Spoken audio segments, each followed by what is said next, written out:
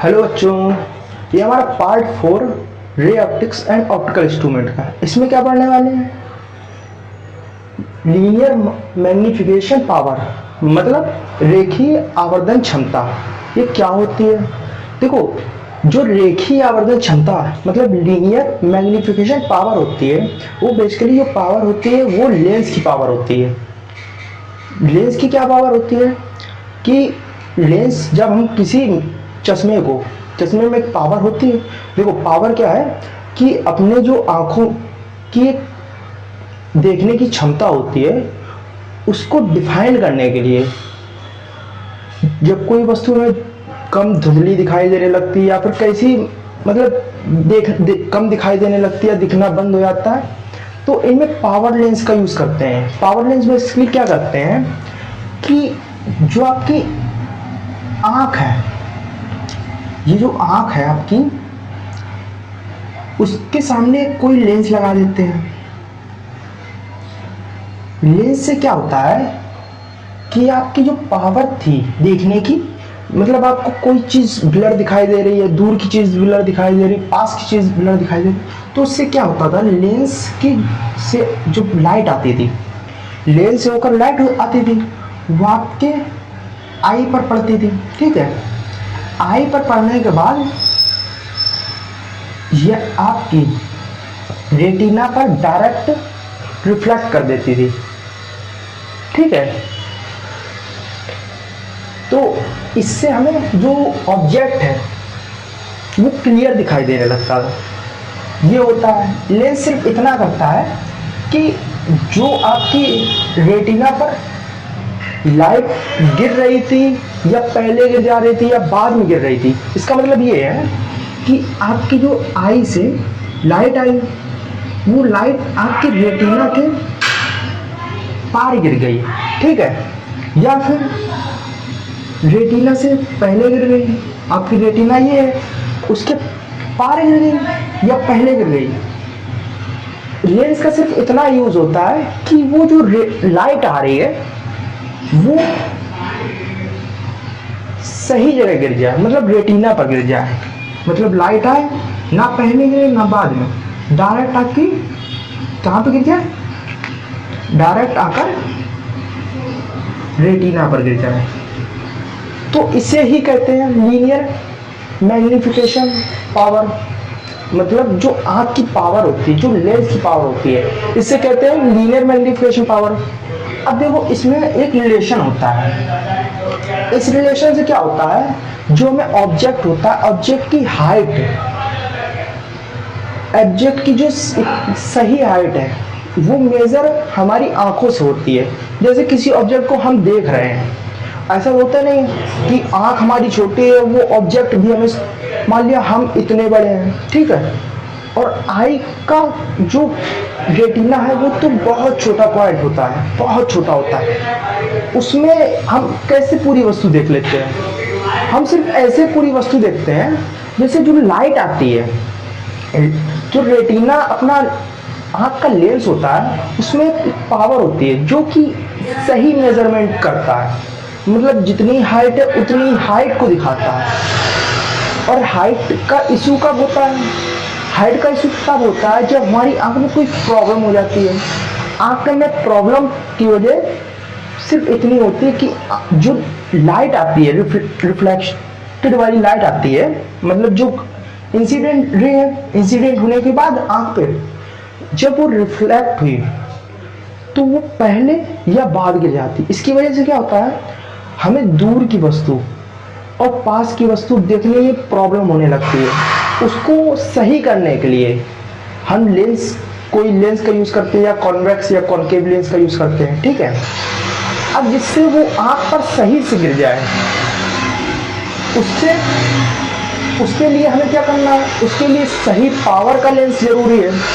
सही पावर का लेंस नहीं होगा तो वो वस्तु या तो हमें बहुत पावर से दिखाने लगेगा, मतलब बहुत पास दिखाने लगेगा। आपने देखा होगा दूसरे का चश्मा लगाओ जिसका पावर ज़्यादा है, तो उसमें क्या होता है, उसमें ये होता है बहुत दूर की वस्तु है वो हमें बहुत पास दिखाई देने लगती, बहुत बड़ी बड़ी दिखाई देने लगती। वो सिर्फ लेंस की पावर का कमाल होता है। अगर लेंस की पावर ज़्यादा तो आँख में दूर की वस्तु या तो ज़्यादा पास दिखाई देने लगेगी या तो ज़्यादा दूर दिखाई देने लगेगी। सिर्फ इतना होता है और क्लियरेंस आ जाती है। जो क्लियर हो जाता है ना लेंस, आप कोई मतलब आपको हल्का फुल्का ब्लर दिखाई देता है, आप दूसरे का लेंस लगाते हो आपको बिल्कुल क्लियर दिखाई देने लगता है। That is power. ये पावर का कमाल है। अगर किसी लेंस की पावर ना हो, जो विदाउट पावर वाले लेंस होते हैं उसमें क्या है, हम अपना चश्मा लगाते हैं, मान लिया चश्मा लगा लिया, ठीक है, उसके बाद कोई मतलब वैसा नहीं दिखाई दे रहा है, जैसा था बंदा वैसे ही दिखाई दे रहा है, जैसा मैं हूँ वैसे ही दिखाई दे रहा हूँ, कोई फर्क नहीं आया। विदाउट पावर लेंस होता है वो।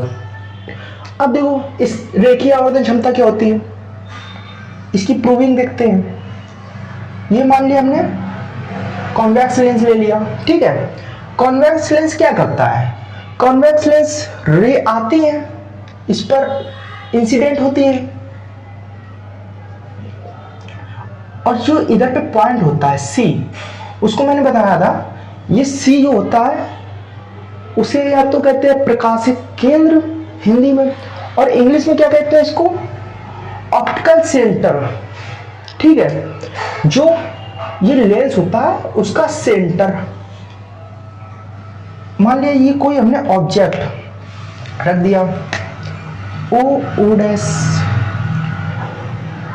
अब जो ये रे है,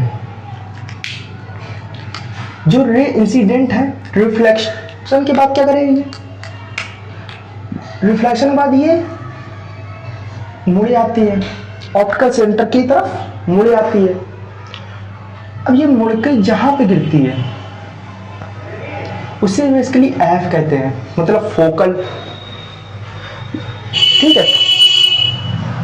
और एक पॉइंट ये हमेशा आता है, फिर चाहे आप कोई भी देखो, ये और ये जब ये दोनों एक दूसरे से क्रॉस होते हैं, क्रॉस होने के बाद यहां से मिला हुआ आई डैश ये बन जाती है। इसका हमें कोई काम नहीं, तो हम इसकी लेंथ का कुछ नहीं करेंगे। अब देखो मैंने पढ़ाया था आपको, यूवीएफ जब प्रूवमेंट करवाई थी उसमें ये डिस्टेंस ली थी, बट इसमें इस डिस्टेंस कोई काम नहीं। इसमें हमें जो ऑब्जेक्ट है उसकी डिस्टेंस क्या होती है, बेसिकली यू होती है, और इमेज की डिस्टेंस क्या होती है, वी होती है, ठीक है। अब ऑब्जेक्ट है, ऑब्जेक्ट की या तो आप ऊंचाई h1 मान लो या तो y1 मान लो, कुछ भी मान लो, तो हम ऑब्जेक्ट की जो डिस्टेंस है y1 मान लेते हैं, sorry height, y1 is called height, object height, and ये जो आई डैश है y2 मान लो, इमेज हाइट, इमेज की ऊंचाई, ठीक है। अब देखो प्रूवमेंट कैसे करेंगे, प्रूवमेंट सिंपली इसमें एक ट्रायंगल दिख रहा होगा आपको, एक ये ट्रायंगल दिख रहा है, एक ये पूरा ट्रायंगल दिख रहा है, तो इन दोनों ट्रायंगल से सॉल्व कर लो। O triangle of O dash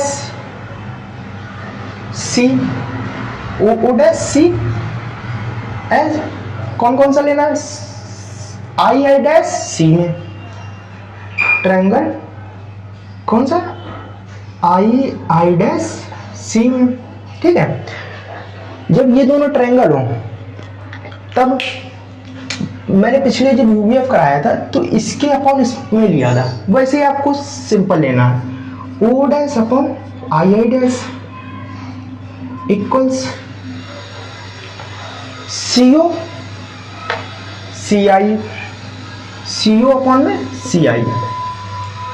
अब देखो आपको सबकी वैल्यू दी है, वो सिंपली वैल्यू रख दो, और वैल्यू जब भी रखो ये याद रखो कि हम साइन कन्वेंशन ध्यान रख के रखें। ये जो ऑप्टिकल सेंटर है इसके लेफ्ट साइड, मान लिया ये लेफ्ट है मेरा, इधर पे negative and right side positive, तो ओ डैश है negative you upon I dash क्या है, ये पॉजिटिव साइड ही आ रहा है, तो पॉजिटिव वी इक्वल्स।